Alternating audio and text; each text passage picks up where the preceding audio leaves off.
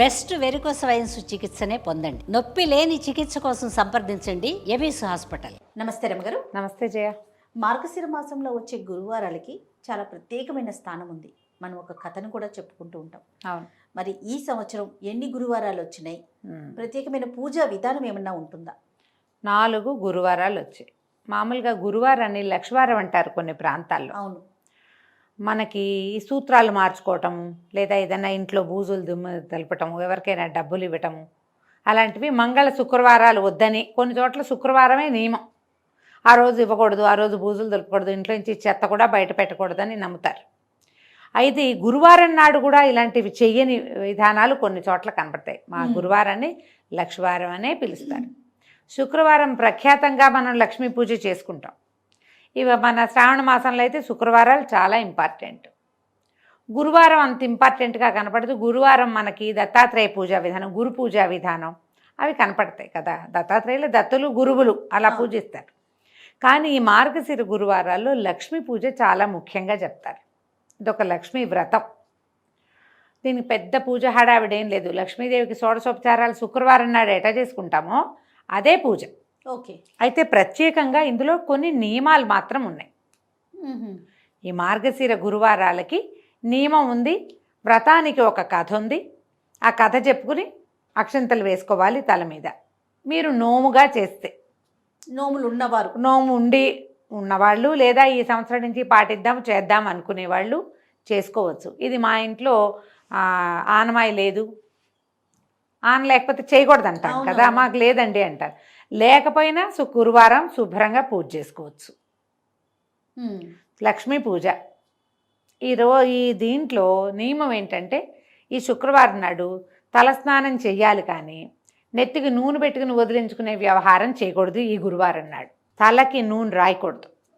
లక్ష్మీదేవికి శిరోభారం వస్తుందట, తలకాయ నొప్పి వస్తుంది. అందుకని మన తల జిడ్డుగా ఉంటే, తల ఊరికే జిడ్డుగా ఉన్న తలలు లేకుండా చూసుకోండి. నెత్తి మీద నీళ్ళు పోసుకోవాలి. పిడప పెట్టుకుంటాం కదా ముందు, తల నీళ్ళు ఆరడానికి. తర్వాత ఆ పిడప తీసి పక్కన పెట్టి నీళ్ళు ఆరిపోతే దువ్వుకోవద్దు, దాన్ని ముడేసేసుకోవాలి. విరబోసుకుని వంటలు చేయటం లాంటి వ్యవహారాలు చేయబోకండి. దాన్ని ముడేసుకోవాలి. లేదా నాలా పొట్టి చుట్టు వాళ్ళు అనుకో, మడత పెట్టి ఒక క్లిప్పు పెట్టుకుని జుట్టు వేళ్లాడకుండా చేసుకోవాలి. తల దువ్వకూడదు పూజ అయ్యేదాకా. మామూలుగా మనం ఏం చేస్తాం, పొద్దున్నే స్నానాలు చేసాక కొంచెం తలకాయ చక్కగా దువ్వుకుని కాసిన పువ్వులు అవి ముడుచుకుని కూర్చుంటాం పూజకి. ఇప్పుడు తల దువ్వుడు లేకుండా పువ్వులు ముడుచుకోవచ్చు. దువ్వకూడదు, నెత్తికి నూనె రాయకూడదు. పూజ అయ్యేదాకా ఇట్లా నోట్లో ఏది వేసుకోకూడదు. ఈ నియమం ఉంది ఈ మార్గశిర గురువారానికి. మనం పూజ చేసుకుంటే ఎవరికైనా ఈ కథ చెప్పాలన్న నియమం కూడా ఉంది. మా ఫ్రెండ్ భావనే ఉంటుంది కదా, గురువారం కథ చెప్తాను అంటుంది. ఎవరో ఒకళ్ళు ఊగొట్టాలి అవతల వాళ్ళు. వాళ్ళు ఒకళ్ళే ఉన్నారనుకో, ఇంట్లో ఎవరు లేరు, ఎవరికైనా ఫోన్ చేసి కథ చెప్తాను ఊగొట్టు అని కొట్టించాలి.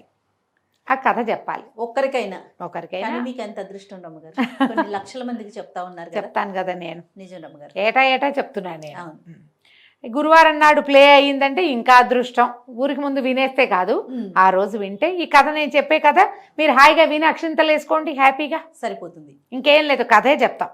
అలాగే రమ్మగారు. మీరు పొద్దున్నే ఏం చేయటం, తలస్నానం చేసేసి ఏమీ నోట్లో వేసుకోకుండా, ఇల్లు అవి శుభ్రాలు ముందే చేసుకుని తలస్నానం చేస్తాం కదా, ఇల్లు శుభ్రం చేసుకుని లక్ష్మీదేవికి మీకు ఆల్రెడీ ఇంట్లో ఉన్న విగ్రహమే స్వరూపమే ఉంచుకోవచ్చు, ఏం పర్వాలేదు. ఆవిడకి పూజ చేసుకోండి. షోడశోపచారాలంటే ఏముంది, ఆవాహనము, స్థాపనము చేశాక నవరత్న గచ్చ సింహాసనం, అర్ఘ్యం పాద్యం ఆచమనీయం, స్నానం, ఆభరణం, వస్త్రం, పుష్పాలు, గంధము వరుసగా సమర్పిస్తామా. అయిన తర్వాత లక్ష్మీ అష్టోత్తరం చదువుకోండి. లక్షణంగా ఏం పెద్దది శాస్త్రమే చదవాలన్న నియమం లేదమ్మా. మీకు అందరికీ ప్రకృతి అయిన మహా, ఓం వికృతి అయిన మహా ఉన్నాయి కదా నామాలు, 108 చిట్టుకుని అయిపోతాయి. ఏ స్తోత్రనీతి ఇలాంటి యాప్లోనూ చక్కగా లక్ష్మీ అష్టోత్తరం అని కొట్టారంటే వచ్చేస్తుంది, ఎక్కువ సమయం పట్టదు. 108 పువ్వులుంటే చక్కగా పువ్వులు సమర్పించి అర్చన చేసుకోండి ఒకటి. లేదా 108 పువ్వులు లేవు, కాసినే ఉన్నాయి పువ్వులు, ఓ చిటికెడు కుంకుమ పట్టుకోండి. నా వేళ్ళు చూడండి ఏం చేస్తున్నానో పట్టుకోండి. ఆ పట్టుకుని ఈ పుస్తకం చూసుకుని అది చదువుకోండి. అయిపోయాక ఈ కుంకుమ సమర్పించి దండం పెట్టుకోండి. స్తోత్రం అయ్యాక ధూపం, దీపం, నైవేద్యానికి మనం వ్రతంగా చేసేటట్టయితే నియమం ఉంది. వారానికి ఒక్కొక్కటి చొప్పున చేసుకోవాలి. ఈ వారం ఇది, వచ్చే వారం ఇది, ఇలాంటి లెక్క ఉంది. చేసుకోవచ్చు, లేదా మీకు అలవాట్లేదు, చేత కాదు, అవన్నీ చేయలేం, పాయసం చేసి పెట్టండి చక్కగా. క్షీరాన్నం చేయండి. సేమియా పాయసం, సగ్గుబియ్యం పాయసం చేయకండి. అన్నంతో బియ్య పాయసం చేసి క్షీరాన్నం చేసుకుంటాం కదా, పరమాన్నం అంటాం. ఇన్ని శనగపప్పు వేసుకోండి అందులో. ఆ బియ్యంలో శనగపప్పు వేసి శుభ్రంగా పాలు పోసి పాయసం వండేసుకోండి. అంత పాయసం అమ్మవారికి నివేదన చేయండి. తర్వాత కథ నేను చెప్తా కదా, చక్క అక్షంతలు చేత్తో పుచ్చుకుని కథ విని ఆ అక్షంతలు అమ్మవారికి కొన్ని సమర్పించి కొన్ని తల మీద వేసుకోండి. మార్గశిర గురువారం పూజ అయిపోయింది లక్షణంగా. అంతే. క్షీరాన్నం అంటే అంటే వచ్చినా రాకపోయినా క్షీరాన్నం అంటున్నారు. కాకుండా ఉంటే అసలు నియమం ప్రకారం ఏం చేసుకోవాలండి? మనం వ్రతంగా చేసుకుంటే ప్రాంతాల వారీగా తేడాలు ఉంటాయి జయ. వీటిలలో గోదావరి జిల్లాలో ఒక రకం. ఈ వ్రతాన్ని మనకు తెలిసైతే ఎక్కువగా వైజాగ్ ఆ ప్రాంతాల వాళ్ళు ఎక్కువ చేస్తారు. మార్గశిర గురువార వ్రతాలు అక్కడ ఎక్కువ. పులగం పెడతారు మొదటిది, తర్వాత ఏమో గారెలు రెండో వారం, తర్వాత కాదు అట్లు తిమ్మనం అంటారు, అట్లు పోస్తారు. అట్లు పోసి తిమ్మనం అని చేస్తారు. తిమ్మనం అంటే ఈ బియ్యం కొంచెం నానబెట్టి కొబ్బరి బియ్యం గ్రైండ్ చేసి పాయసంలాగా ఫిర్నీ అంటారు దాన్ని, చేసుకోవచ్చు, బాగుంటుంది. అట్లల్లోకి నలుచుకునేందుకు అది పెట్టుకుంటారు. తర్వాత ఏమో గారెలు, చిత్రాన్నము, అప్పాలు, పాయసము ఇలా చేస్తారు. వారానికి ఒకటి. ప్రాంతాల వారీగా ఖచ్చితంగా తేడాలు ఉంటాయి. అయితే మామూలుగా చూడు, శ్రావణ శుక్రవారాలు 4 వారాలే కదా, ఈ గురువారాలు 5 చేయాలి. 5 ఎట్లా చేస్తాం? 4 వారాలేమో మార్గశిరంలోనే, 5వది పుష్యమాసంలో వచ్చే గురువారాన్ని 5వసారి చేసుకుంటారు. 5వ వారంతో సంవత్సరం పూర్తయిపోతుంది. మళ్ళీ వచ్చే సంవత్సరం మీకు ఆసక్తి ఉంటే ఏటా చేసుకోవచ్చు. దీని ఉద్యాపన వ్యవహారం ఇది కూడా ప్రాంతాల వారీగా కొంచెం తేడాలు ఉంటాయట. కానీ మనం నోముగా పెట్టుకోకపోతే ఏటా చేసుకోవచ్చు. మార్గశిరంలో ఇంకా పెద్ద విశేషంగా పూజలు కనపడవు కదా మనకి, అందుకని శుభ్రంగా గురువారం పూజ చేసుకోవచ్చు కదా హాయిగా. కథ ఎలాగో మనం చెప్తాం కదా, ఇంతే పూజ. మీకు అవకాశం ఉన్నవాళ్ళు చక్కగా చేసుకోండి. మీ ఇంట్లో ఉంటే మానేయకుండా చేసుకోండి. మీకు ఈ కథ, ఈ కమామేషు నచ్చితే లక్షణంగా చేసుకోండి. ఏ భయమో లేదు. నేనైతే ప్రతి గురువారం పాయసం చేసి పెడతా. పావని దగ్గరే విన్నా, నాకు నచ్చింది, తినడానికి బాగుంది. ఏం పోయింది? మార్గశిర మాసం లక్ష్మీ పూజ మన ఇంట్లో ఉండాల్సిందేననేమీ లేదు. శుక్రవారం చేసుకుంటాం ఎలాగూ లక్ష్మీ పూజ, గురువారం కూడా చేసుకుంటాం. అధికస్య అధికం ఫలం, అంతే, తప్పేముంది. అందుకని నేను ఈ అలవాటు చేసుకున్నా. మీకు ఎవరెవరికి ఆసక్తి ఉంటే, ఒకవేళ ఓ గురువారం కుదరలేదనుకో, నా సంగతే చెప్తున్నానమ్మా, మీ సంగతి కాదు. ఓ గురువారం కుదరకపోతే దండం పెట్టి ఊరుకుంటా. ఇవాళ సాగలేదు, నేను బయటికి వెళ్ళిపోవాలమ్మా, రేపొద్దున కలుసుకుందామని దండం పెట్టేస్తా. ఒక లక్ష్మీ క్షీర సముద్రరాజు తనయ శ్లోకం చదువుకుంటాను. లక్ష్మీదేవి ప్రతిమ ఉంది. ఆవిడ కొంచెం గంధం బొట్టు పెట్టి 1-2 పువ్వులు పెట్టి ఈ పటిక బెల్లమే ఆవిడ కూడా నివేదన చేసి వెళ్ళొస్తాను. మళ్ళీ రేపు కలుసుకుందామమ్మా అని చెప్పేస్తాను. కుదిరిందా అన్ని వారాలు చేసుకుంటా. నేను శ్రావణ శనివారాలు అంతే, ఇవంతే. కుదరకపోతే అదేదో బ్రహ్మాండం పగిలిపోతుందని, లైన్ తప్పేసామని, నెత్తని చేస్తుందని, తర్వాత ఏమో అమ్మవారు ఏదో చూపిస్తుందని. భగవంతుడి పట్ల భక్తి ఉండాలమ్మా, భయం వద్దు. భయపడేంతగా భక్తిలోకి వెళ్ళబోకండి. చేసుకోవద్దు. 4 గురువారాలు ఉన్నాయి. ఒక గురువారం అయినా లక్ష్మీ పూజ చేసుకోండి లక్షణంగా.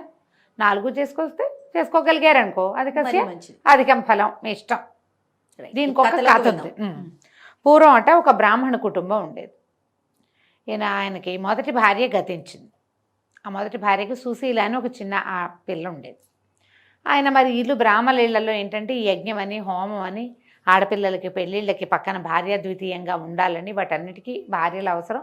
ఆ కాలంలో తప్పకుండా ద్వితీయ వివాహాలు చేసుకునేవాళ్ళు. ఎవరో చాలా పెద్దవాళ్ళు అయితే తప్పిస్తే చిన్న వయసు వాళ్ళు అయితే అయిపోయి, పెద్దవాళ్ళు కూడా పెళ్ళిళ్ళు చేసుకునేవాళ్ళు. యజ్ఞాలు ఉన్నాయి, ఆడపిల్లలకి కార్యాలు ఉన్నాయని ఆయన ఇంకో పెళ్లి చేసుకుంటే ఈ సుశీలని కొద్దిగా సవితల్లి పర్వాలేదు, బాగానే చూసేది. అయితే ఆవిడకి వెంటనే పిల్లలు పుట్టారు. ఈ పిల్లకి 6-7 ఏళ్ళు వచ్చాక పెద్ద పిల్ల చంటి పిల్లల్ని అప్పచెప్పి ఎత్తుకోమని ఏం చేసేది, పిల్లల్ని ఆడించడానికి ఇగో ఈ బెల్లం ముక్క తినవే అని ఒక బెల్లం ముక్క చేతిలో పెట్టేది. పిల్ల చంటి పిల్లకి కాస్త ఏదో పెట్టి అదే నోటో వేసుకుంటూ ఉండేది. అయితే ఏమైంది, ఒకసారిట వాళ్ళ పక్కింట్లో మార్గశిర లక్ష్మీ వారాలు పూజ చేసుకుంటున్నారు. ఈ పిల్ల చంటి పిల్లని ఎత్తుకుపోయి ఓ తమ్ముడిని వెంబడి పెట్టుకుని వాళ్ళ ఇంట్లో వాకిట్లో కూర్చుంటే దానికి ఆ మంత్రము, ఆ ప్రతిమ, ఆ పూజ చేసే విధానం చాలా నచ్చినాయి. అత్తయ్య ఏం పూజ చేసుకుంటున్నారే అని పక్కింటి ఆవిడని అడిగింది. లక్ష్మీ పూజే చక్కగా చేసుకుంటే ఆడపిల్లలకి మంచి మొగుడు వస్తాడు, చక్కటి సంసారం వస్తుంది. మీ పిన్నికి ఏమీ తెలీదు, మా ఇంట్లో ఉంది అంది. ఈ పిల్లకి చాలా నచ్చింది. మొదటి గురువారం నాడు చూసింది. ఏం చేసింది, రెండో గురువారం నాడు అది పిల్లలకి బొంగరాలు చేసుకోవడానికి బంకమట్టి తెస్తే ఆ బంకమట్టితోటి చక్కగా చిన్న లక్ష్మి, వాళ్ళ ఇంట్లో పక్కింట్లో ఉంది కదా, అది చూసి అంత లక్ష్మీదేవి ప్రతిమ చేసుకుంది. ఆ ప్రతిమకి వాళ్ళ దగ్గరే వీళ్ళ వాకిట్లో కూర్చుంటే వాళ్ళ ఇల్లు కనపడుతూ ఉంటుంది. ఇక్కడ కూర్చుని జిల్లేడు పువ్వులతోటి కాసినేవో ఆకులు చేతికి అందినవి చక్క పచ్చగా బాగుంటే ఇప్పుడు ఇట్లా తుంచామనుకో ఇవి వస్తాయి, మన దీనిలాగా తులసి దళంలాగా వస్తాయి కదా, అట్లా దళాలు కోసుకొచ్చి కొన్ని చెట్లాకులు ఆకులు పువ్వులు సమర్పించి నైవేద్యంగా బెల్లం సమర్పించి పూజ చేసుకుంది. అక్క ఏదో చదువుతోంది కాబట్టి పక్కన ఉన్న పిల్లలు కూడా మాట్లాడకుండా కూర్చున్నారు. కూర్చుని చక్కగా పూజ నడిచింది. పిల్ల బాగుందిగా. వచ్చే వారం ఈ వారం కూడా చేసింది. 4 ఆ సంవత్సరం 5 గురువారాలు వచ్చినాయి. వాళ్ళు మొదటి వారం వాళ్ళ ఇంట్లో చూసి 4 వారాలు చేసుకుంది. బాగుంది. వాళ్ళ ఇంట్లో పుష్యమాసంలో గురువారం కూడా చేశారు చెయ్యాలని, అప్పుడు కూడా చేసుకుంది. ఈ లెక్కన 5 గురువారాలు అమ్మడు చేసింది. దానికి చాలా సంతోషం వచ్చింది. ఆ ప్రతిమని దాపెట్టుకుంది ఎక్కడో. మరుసటి సంవత్సరం కూడా చేసుకుంది. తల్లి తండ్రి బాగుపడ్డారు. అంతకుముందు సామాన్యమైన కుటుంబం వాళ్ళది. కాస్త శుభ్రంగా చెయ్యాడేలాగా వచ్చింది వాళ్ళ పరిస్థితి. 3-4 పిల్లలు కూడా పుట్టారు. 3 మగ పిల్లలు 3 ఆడపిల్లలు పుట్టారు. ఈ అమ్మాయి ఒక్కతేగా, వాళ్ళు 5-6 ఉన్నారు. బాగుంది. పిల్లకి 14వ ఏడు వచ్చేసరికల్లా పెళ్లి చేశాడు తండ్రి. ఇంకా పెద్దది అవ్వకుండానే చేశాడు. పెళ్ళయ్యాక కూడా ఇక్కడే పూజ చేసుకుంది. వ్యక్తత వచ్చాక కాపురానికి తీసుకుపోయారు. ఇంకో ఏడాదికి అనమాట. అప్పటికి కూడా వీళ్ళు బాగానే ఉన్నారు. ఈ ఏడాది గడిచాక అమ్మాయి వెళ్తూ ఏం చేసింది, తను ఏటా పూజ చేసుకుంటుంది కదా లక్ష్మీదేవి ప్రతిమను తీసుకుని వెళ్ళిపోయింది. ఓకే. ఎప్పుడైతే ఈ అమ్మాయి గడప దాటి అత్తవారింటికి వెళ్ళిందో, అత్తవారు కూడా సామాన్య కుటుంబీకులు, వాళ్ళకి అక్కడి నుంచి ఇక్కడి నుంచి కలిసి వచ్చినాయి. పంటలు ఇబ్బడి ముబ్బడిగా 6 ఎకరం కొండ ఉంటే అది ఇంకా బ్రహ్మాండంగా పెరిగింది. భర్తకేమో బయట నుంచి బోల్డ్ అనే అవకాశాలు లభించినాయి. మావగారికి బావగారికి అందరికీ. ఈ పిల్ల వచ్చాక మాకు కలిసి వచ్చింది అనుకున్నారు. వేయమని అయిపోయారు వాళ్ళు. కానీ ఈ అమ్మాయి వెళ్ళిపోయాక పుట్టింట్లో మెల్లిమెల్లిగా స్థితి దిగనాశెళ్ళిపోయింది. ఆ ఊరు నుంచి ఈ ఊరు వచ్చిన వాళ్ళంతా మీ నాన్నగారి స్థితి బాగోలేదు, పిల్లలు పెళ్ళిళ్ళు చేయలేకుండా ఉన్నారు, మీ పిన్ని గారికి బాగోలేదు, మీ అమ్మకి ఇట్టా ఉంది అట్టా ఉంది అనేవాళ్ళు. ఈ అమ్మాయి వింటూ ఉండేది, ఏం బాధగా ఉండేది పుట్టింటికి ఏదైనా చేయాలని. కానీ ఏమిటి తేడా వచ్చిందో ఆ అమ్మాయికి అర్థం కాలే. కొన్నాళ్ళు అయిన తర్వాత ఈ తల్లి ఉంది కదా, మారుటి తల్లి, ఆవిడేమందిట పెద్ద కొడుకుని పిలిచి, ఒరే అక్కయ్య దగ్గరికి వెళ్ళిరా ఏదైనా సహాయం చేస్తుందంటే వాళ్ళ ఇంటికి వెళ్ళాడు అక్కయ్య దగ్గరికి. ఏరా ఏమిట్రా అంటే, నాన్నకు ఆరోగ్యం బాగుండలేదు, ఏమీ మనకు అవకాశాలు రావట్లేదు, డబ్బులన్నీ అయిపోయినాయి, అమ్మ చాలా బాధపడుతుంది అక్క, నీ దగ్గరికి పంపించింది అన్నాడు. ఈ అమ్మాయి ఏం చేసింది, బాగా ఆలోచించుకుని రా అని చెప్పి ఒక కర్రని జాగ్రత్తగా తొలిపించి దాని నిండా బంగారు వరహాలు పోసి అత్తవారింట్లో తెలియకుండా ఆ కర్రని తమ్ముడు చేతికిచ్చి, ఇది పట్టుకుని ఇంటికి వెళ్ళరా అని. సరే తమ్ముడు ఏం చేశాడు, ఆ కర్ర పుచ్చుకుని వెళ్ళాడు. మధ్యదారిలో ఎక్కడో మంచినీళ్ళు తాగుదామని చెరువు గట్టన కర్ర పెట్టి మంచినీళ్ళు తాగని పోయాడు. నీళ్లు తాగి పైకి వచ్చేసరికల్లా కర్ర లేదు. అందులో వరహాలు ఉన్నాయని తెలియదు పిల్లవాడికి. ఆ పోనీలే అక్క ఊరికే అడవిలో సహాయానికి కర్ర ఇచ్చింది అనుకున్నాడు, కానీ అంతకంటే ఏమీ అడుకోలే. ఇంటికి వెళ్ళిపోయాడు.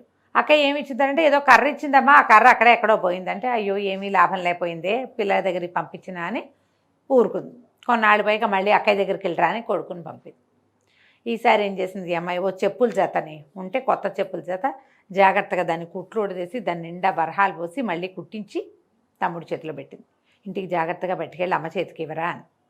వాడేం చేశాడు, ఆ పిల్లవాడు వెళ్తూ చెరువు గట్టను చెప్పులు చెరువు గట్టను పెట్టి, మరి అంతంత దూరాలు నడవద్దు, మంచినీళ్ళు తాగడానికి దిగాడు. మళ్ళీ పైకి వచ్చేసరికి చెప్పులు లేవు.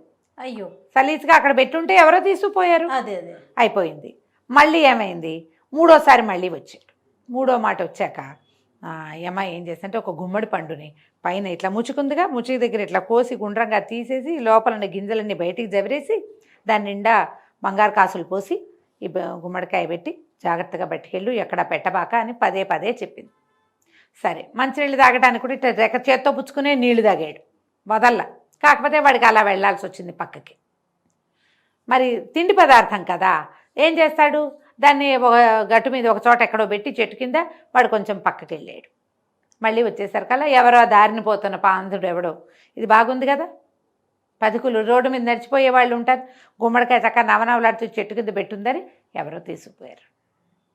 ఈ పిల్ల అనుకుంది ఏం చేసినా వీళ్ళకి వనగుట్టలేదే నాన్న వాళ్ళకి అని చెప్పి ఏమంది, ఆ తల్లిని పాయింట్కేరా, మార్గశిర మాసం వస్తుంది, నేను నువ్వు నోచుకుంటాను, నాతో పాటు నువ్వు కూడా చేద్దు కానీ అని చెప్పి తల్లిని పిలిస్తే మొదటి వారం ఏం చేసింది, పిల్లలకి తలకి నూనె రాసేసుకుంది తల్లి. నూనె రాసుకోకూడదు ప్రథమ నియమం కదా. అమ్మ ఏం చేసింది, సరే తనే నోచుకుంది, అయ్యో మా అమ్మ కుదరలేదని. రెండో వారం ఏం చేసింది, పిల్లలకి చద్దెన్నాలు పెడుతూ ఒక ముద్ద ఉప్పు సరిపోయిందో లేదో మజ్జిగ అన్నపు ముద్ద నోట్లో వేసుకుంది. చద్దన్నము తినకూడదు, అసలు ఏది తినకూడదు, అన్నం నోట్లో వేసుకుంది. ఇప్పుడు ఏం చేస్తుంది, కుదరలేదు. ఇక మూడో వారం ఏం చేసింది, తల్లిని ఒక తీసి ఒక గొయ్యల్లే ఉంటే వాళ్ళకి పక్కన కాస్త మొక్కల దగ్గర కాస్త ఖాళీగా ఉంటే ఈ గోతులో కూర్చో, పైకి రావద్దు, నా పనులు చేసుకుని నేను పూజకు ఏర్పాటు చేసుకునే దాకా ఇక్కడే ఉండమ్మా అని తల్లి లోపల కూర్చున్నది. సరే చెప్పిందిగా కూతురు. కాసేపటికి ఏమైంది, పిల్లలు ఎవరో అరటిపళ్ళు తింటూ తొక్క అక్కడ పడేశారు, ఈవిడ ఒక్కతే కూర్చుని ఉంది, కాలక్షేపం లేదు. ఆ అరటి తొక్క లోపల మనకి చక్కెరకేళీలకి లోపల తెరలాగా ఉంటుంది, అది రుచిగా ఉంటుంది, అది ఎత్తి నోట్లో వేసుకుంది తల్లి. కూతురు వచ్చి పని అంతా అయ్యాక అమ్మ రావే పూజ చేసుకుందామంటే ఏం రావే, అరటిపండు తొక్క లోపలిది తిన్నానే అంది. మూడో వారం కూడా పోయింది, ఎందుకో అమ్మవారు ఒప్పుకోవట్లేదు మా అమ్మ పూజని. మా అమ్మాయికి చాలా బాధగా ఉంది. నాలుగో వారం ఏం చేస్తుంది, నువ్వు నాతోటే ఉండు అని తల్లిని తన చెంగుని కట్టుకుని తల్లి చేయి తను ఎటు వెళ్తే అటు తిప్పుకుని ఆవిడని ఏ పని చేయనివ్వలా, ఎక్కడా చూడనివ్వకుండా ఉంచుకుని తల్లితో సహా పూజ చేస్తే సాయంకాలం అమ్మవారి దర్శనం కనపడింది. కనపడితే అమ్మాయి బాధపడింది, మా పుట్టిల్లు ఇట్లా అయిపోయింది, మా అమ్మ పూజ ఎందుకో నువ్వు ఒప్పుకోలేదు, ఇవాళ జాగ్రత్తగా చేయించానంటే, చిన్నప్పుడు నువ్వు తన దగ్గర ఉన్నప్పుడు మీ అమ్మ నిన్ను చీపురుతో కొట్టింది, అందుకని తన పూజ నేను తీసుకోలేదు, మీ అమ్మతో మళ్ళీ చేయించు అని చెప్తే సరేనని అమ్మాయి ఏం చేసింది, 5వ వారం తనతో పాటు మామూలు పూజలో ఉంచుకొని ఏదో కొంచెం తనకు కలిగింది ఇచ్చి పంపించి, అమ్మ వచ్చే ఏడాది శ్రద్ధగా చేసుకుందు కానీ నేను ఎక్కడికైనా వస్తా, నువ్వు ఎక్కడికైనా వద్దు కానీ మరుసటి సంవత్సరం 5 వారాలు తల్లితో సాంగంగా పూజలు చేయించి, దీని నియమం ఉంది కదా, నెత్తికి నూనె రాసుకోకూడదు, తలకాయ దూకోకూడదు పూజకి, ఇది నియమం పెట్టుకోవాలి. తర్వాత ఏమో ఏమీ తినకూడదు.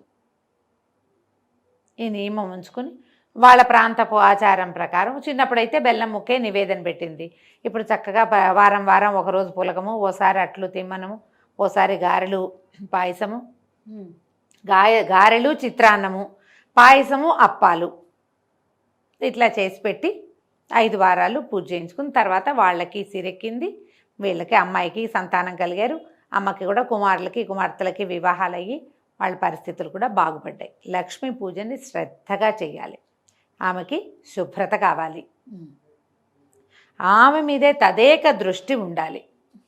ఈ 2 దీంతో పాటు ఇంట్లో పోట్లాట గొడవ ఇలాంటివి ఉండకూడదు. మీరు ఎంత శాంతంగా ఉంటే ప్రశాంతంగా ఉండటం వల్లే సంపదలు వస్తాయి. మీరు హైరాణ పడ్డ కొందికి లక్ష్మీదేవికి నచ్చదు, తొందరపాటు పనులు పనికిరావు ఆమె దగ్గర. మీ అవకాశాన్ని బట్టి ఈ పూజ చేసుకోవటం, తర్వాత ఈ కథ చెప్పుకుని, కథకి ఏం చేయాలంటే అక్షతలు పట్టుకుని కథ విని కథ చెప్పుకుని, లేకపోతే ఆ అక్షతలను కొన్ని అమ్మవారికి సమర్పించి కొన్ని మన తల మీద వేసుకోవాలి. ఇంట్లో పిల్లలు ఉంటే అందరి తలల మీద వేయండి. పూజ చేసుకునే వాళ్ళు మాత్రం ఏమీ తినకుండా పూజ చేసుకోవాలి. అందుకని మిట్ట మధ్యాహ్నం 12 దాకా ఆగకుండా పొద్దున్నే పెందరాళ్ళే పూజ అది చేసుకుంటే ఆకలికి పేగులు ఉండచుట్టుకుపోతాయి, ఒక్కొక్కసారి ఆకలి వేస్తుంది, మరి పూజ ఏం సాగుతుంది. అందుకని పెందరాళ్ళే పూజ చేసేసుకుంటే సరిపోతుంది. ఈ మార్గశిర గురువారాలు లక్ష్మీ పూజకి అనువైనవి కాబట్టి కథ చెప్పుకున్నా చెప్పుకోపోయినా, నైవేద్యం ప్రత్యేకంగా చేసినా చేయకపోయినా, శుక్రవారం చేసుకునే పూజని గురువారం నాడు కూడా చేసుకోండి. అంతే. దీనివల్ల లక్ష్మీ ప్రసన్నత కలుగుతుందని బోలెడన్ని వ్రతాల్లో చెప్పబడింది.